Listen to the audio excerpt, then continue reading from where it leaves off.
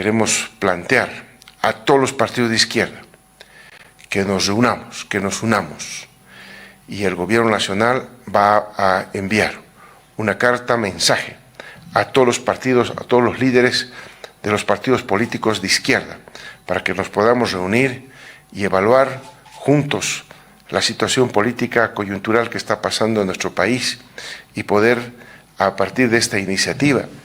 poder conformar un bloque de izquierdas, un bloque de los partidos de izquierdas, el bloque popular, de lo nacional popular, aquí en nuestro país, que es lo que hace falta.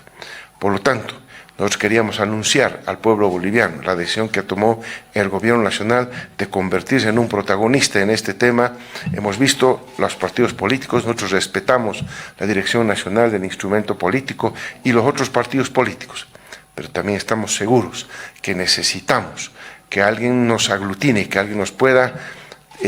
unificar en criterios comunes, y el Gobierno Nacional va a hacer esta invitación a una reunión a todos nuestros partidos políticos de izquierda para conformar este bloque que la sociedad, que el pueblo boliviano, repito, los más humildes, la gente de los pueblos, las personas que viven en el área rural, están esperando una respuesta de esta envergadura.